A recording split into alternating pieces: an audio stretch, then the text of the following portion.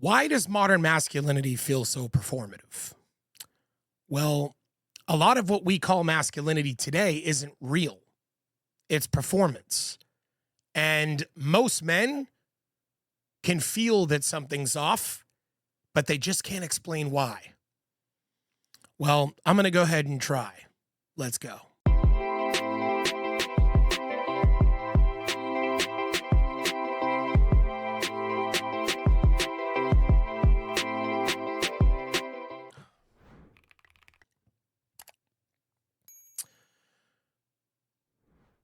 Masculinity used to be about responsibility. And it was about the core traits: providing, protecting, keeping your word. You didn't have to announce any of these things. People saw it in how you lived. You didn't prove your masculinity with words or imagery. You proved it with consistency. I want you, for a moment, to imagine you're a guy, you're with a girl, you go on a date, and the hostess at the restaurant sits you down at a table that you don't like. And you don't vocalize it. You don't say anything. You don't tell her that you don't like the table. You just sit down. You wait for the hostess to leave, and then you continue to complain to your girl on the date how you don't like the table. And she says, well, why don't you tell the hostess that? Why didn't you just tell the hostess you wanted a better table? Oh, no, I don't want to. No. I don't want to make waves. Those types of people are the agreeableness, the passiveness. That is a lack of masculinity. That is weakness.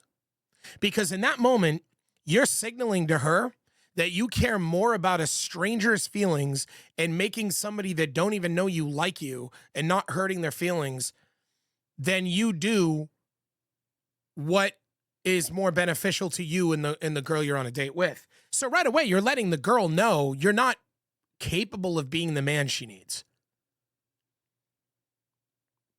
Now imagine you have a whole bunch of men that are like this.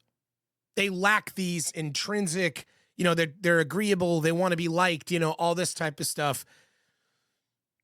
And the resentment that builds up from restaurant after restaurant after restaurant of being seated at tables you don't like, but being incapable of being able to vocalize it. And imagine that one day, some other loser winds up in power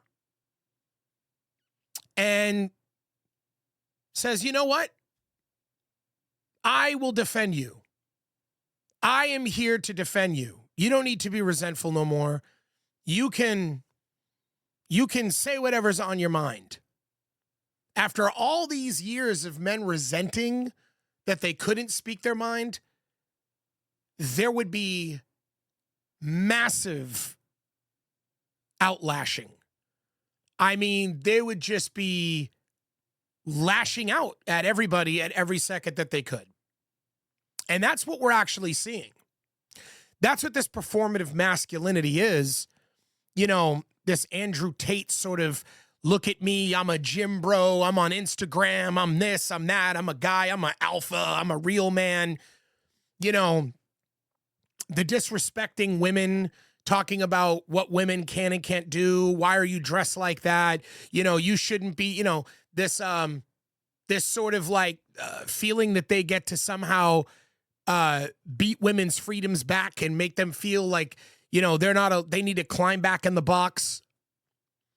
And all of this stuff is not masculinity. It's the opposite. It comes from a place of weakness, patheticness. It's the lack of masculinity where this comes from. And when you think about it, right?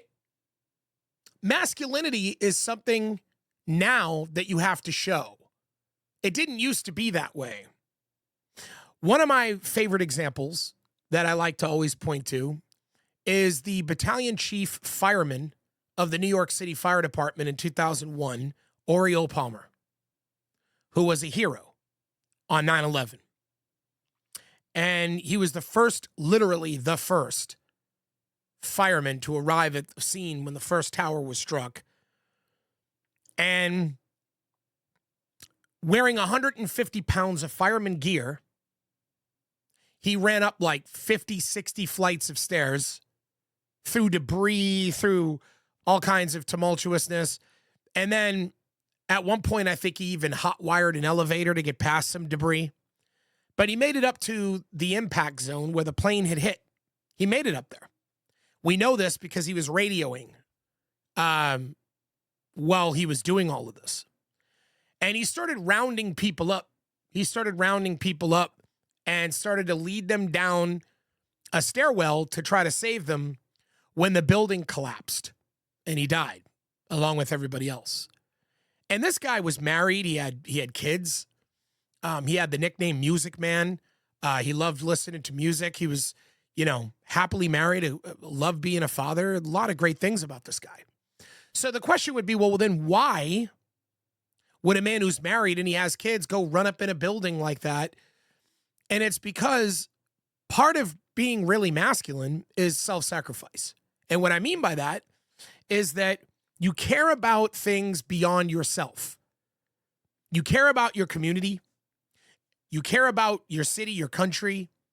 You're willing to devote, like men who go into the military, very masculine, because that's saying, I care about a cause bigger than me. Men who play football.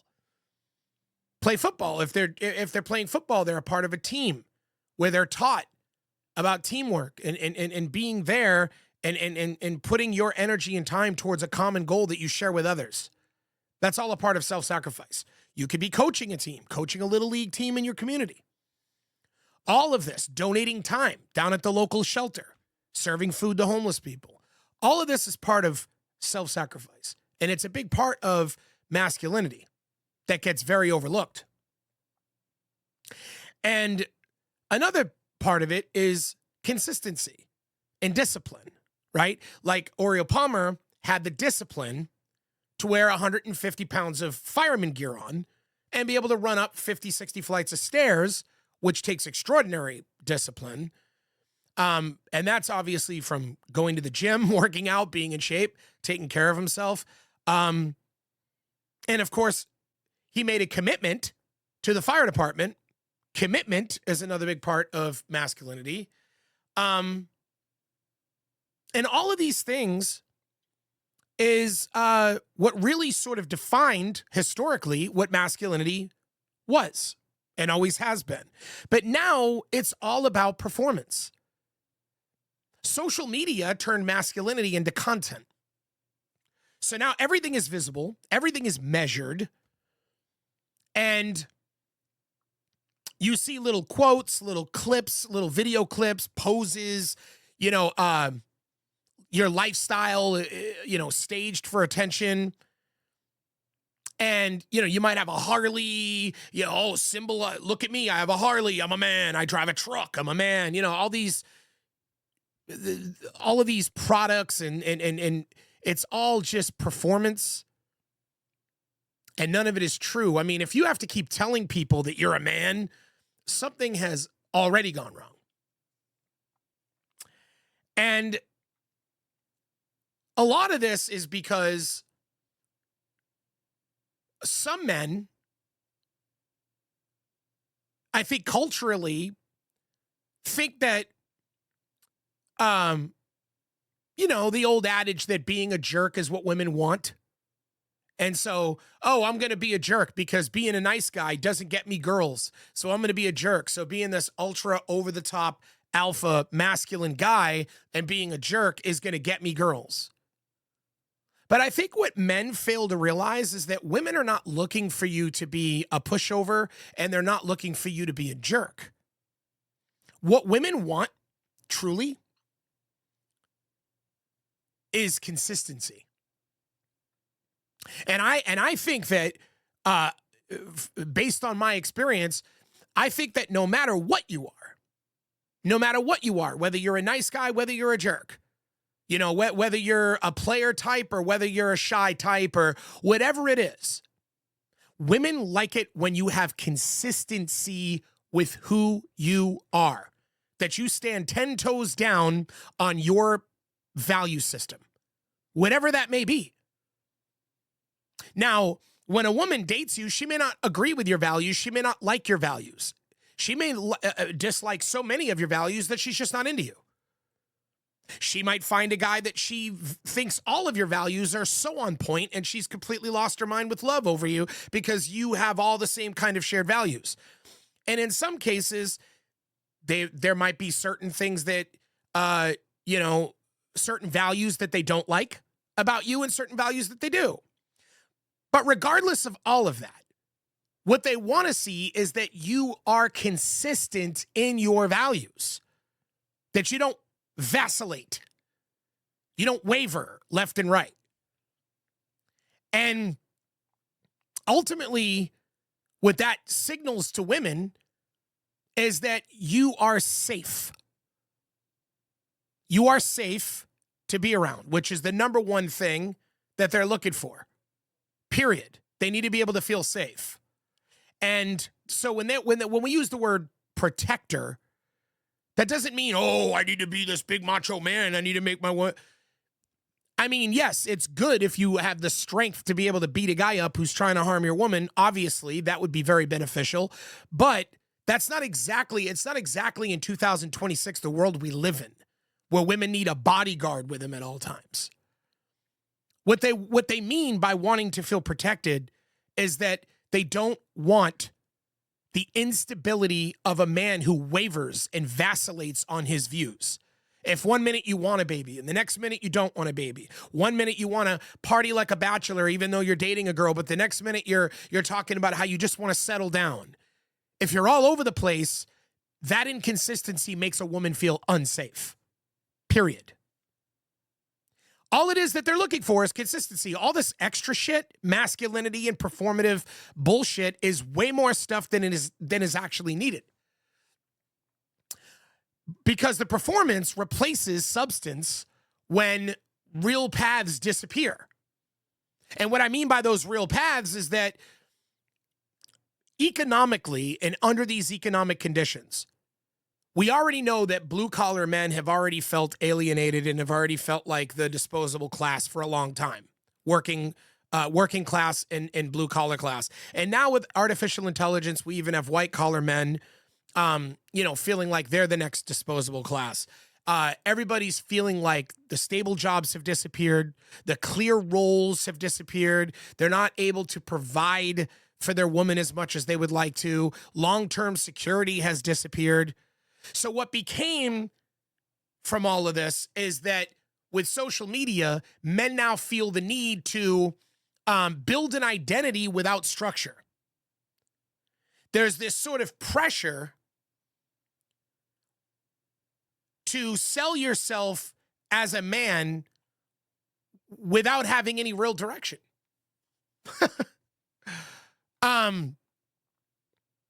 So the performance sort of fills the gaps. It makes up for what you're not actually being able to get in real life to help you feel more masculine. And so looking strong replaces being useful. Looking like, oh, I'm buff, I'm in the gym, looks like you could protect a woman, when in reality, you maybe can't really protect a woman. You might even be unsafe for a woman yourself. You might be an abuser. You might be somebody who mistreats women, hits on, who knows? But the sad part is that women are falling for a lot of this because they're actually on social media now, and they're actually now starting to look at these men with performative masculinity as being the real representation of men. And a lot of it is bullying as well. A lot of it is bullying. It's like become more macho to be like, I don't care about other people. I don't care about other people. I don't care. I'll push a little handicapped kid down the stairs. I don't feel anything, and I don't care about nothing. And it's like, and now it used to be that women used to find that repulsive, but somehow culturally it's shifting where women are starting to look at that as, oh man, that's a guy that can protect me because he doesn't care about being liked so much that he's willing to say he'll push a handicapped guy down the flight of stairs. But what you're missing is that it's performative. It's not real. This isn't real masculinity. It's performative masculinity. And online masculinity rewards exaggerations. It rewards people exaggerating and boasting more than it rewards competence and intelligence and reason and logic. Like, the stuff I'm saying right now ain't gonna win me no points with women in today's society, and that's fine. I don't care. At the end of the day, I just know that there's been a shift in what women are even valuing. You know, you have Jake Paul, right? Who's a prime example of what I'm talking about, who mouths off and talks smack into the face of boxers until he met Joshua, who showed him what being a real man is all about. Quiet. He went into the ring and he performed. That's masculinity. Not running off at the mouth and acting tough and being loud like Jake Paul. But somehow that has become the new thing that a lot of young men are looking up to. Horrible. Horrible role modeling. And this is because calm men don't go viral. Reliable men don't trend. The algorithm doesn't favor them. And quiet strength, doesn't get views and clicks. Loud confidence does. Aggression, certainty about everything. And now decent men feel trapped between two options, and they're both fake options.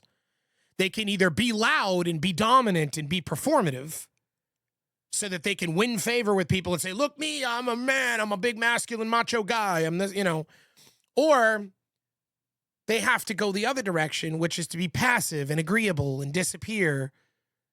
But neither one of them are correct. They're both fake options, and most men know this because neither option really reflects masculinity or adulthood in any way, and both are forced, no matter what. Either the guy that's being agreeable and acting all, don't offend, you shouldn't offend, and don't hit on that woman like that, that's so wrong, and I don't think any dirty thoughts, I don't think any dirty thoughts, I'm just this really safe guy. That's fake too. That's fake too. And that's the other problem. So if I'm out at a bar with two buddies and one of them is like beating his chest, yeah, I'm a man, crushing beer cans off of his forehead and look at me, women, I'm a man, I'm this and that, right? And then the other guy's like, oh my God, calm down, stop offending the ladies, have respect for women, like that's so inappropriate. Both of them are frauds. Both of them are frauds. And the one that's over here is getting friend-zoned all the time and thinking he's going to buddy his way into girls. And the one over here, he might be getting laid because some women fall for that crap. But there's nothing long-term that's going to ever be gained out of that sort of performative behavior.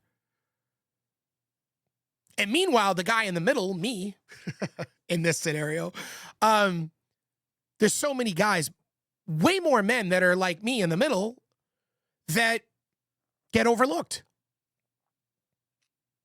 Because you're not getting any attention if you're not doing one or the other in the world of the internet. And we reject a false choice. I don't want to be either one of those people. And I'm a firm believer that real masculinity doesn't need an audience. And I do a lot of things. Like I mean, look, I just put together a ton of furniture in my house over the last 2 days, and I'm up there drilling and doing, drilling screws into the wall and sawing wood. And this entire studio I'm in, I hand built it. I built all the shelving behind me. I sawed the wood, measured, and did all this stuff. I didn't film it. I'm not trying to post pictures of me on social media every 5 seconds about it. You just get things done. You just stay consistent with your values. And you just get things done. And a really beautiful woman once told me, she said, the men who come out and talk about, you watch and see, I'm going to be rich. You watch and see, I'm going to build a company. I'm going to become a millionaire. You watch and see, I'm going to have abs. I'm going to become jacked. I'm going to the gym. I might be fat now, but watch and see. In a few months, I'm going to be ripped. In a few months, I'm going to be rich, right? Or in a couple years, you watch and see. She said, that's really unattractive. Women find that very unattractive. And the reason why is because the true masculinity is that you don't say nothing. You just show up with abs. You just show up in a Mercedes Benz that nobody else can afford, and you get out with abs, and you make everyone go, whoa. What happened to him? How did he do that? Wow. Because masculinity is not something that is performative. It's something that's done quietly behind the scenes when no one is watching, when you're getting no credit, when there is no applause. Doing the hard thing when nobody's looking, taking responsibility, holding yourself accountable, staying committed, self-sacrifice, discipline, staying on top of things that you have to do, whether it's work-related or physical, health, diet, every aspect of your life. That is masculinity. And the role models that we have today, a lot of them are really destroying young men and really giving them a false idea of what it means to be a man. Even when Donald Trump gets on stage, and look, Republican, Democrat, I don't care what your politics is. I'm just talking about from a character perspective. You have a guy go on national television who is a leader. And even though he's a leader, all he does is blame everybody else for why things aren't getting done or why things are bad or this and that. He calls other people fat. He calls women pigs. He does all of this stuff while himself looking like an unhealthy disaster. That's not masculinity. The strongest men don't need to be seen being strong. What that is that's the guy who is too afraid to ever call out the hostess on how he didn't like the table over and over and over and over again. And now he finally gets to lash out with all that resentment that was built up because of his own inability to be more confrontational and less passive aggressive. It's the complete opposite of masculinity. If masculinity feels fake right now, it's because a lot of it is. Not because men have changed. I mean, I guess you could say they have in some kind of a way, but remember, the internet is entertainment. So the systems around them stopped rewarding the things that actually matter. And it's all just performative entertainment. And if masculinity isn't something you perform, but something you actually live, what would change about how you move through the world? What would change? Anyway, my name is Tom Kane. This is another episode of Executives Playbook. I've been reading a lot of the comments under my recent videos, and I'm so grateful. You guys have such great insight. Some of your compliments, and I've also got some of your compliments, people who have said some pretty beautiful things about my show. Thank you so much for watching. You have no idea. I really enjoy doing this, and I really appreciate the fact that you give me your time. I hope I'm making some sort of impact on the world. That's really all that matters to me. So yeah, if you can share my videos, if subscribe to the channel if you haven't already. Like the videos. That's always the number one most important thing. And I love your engagement. I love comments. And my next goal is to hit 10,000 subs. We're at like 7,300, I believe, somewhere around there. And yeah, I'm hoping that we can kind of all collectively grow the channel together. But anyways, I can't thank you guys enough. I appreciate you all. Have a good night.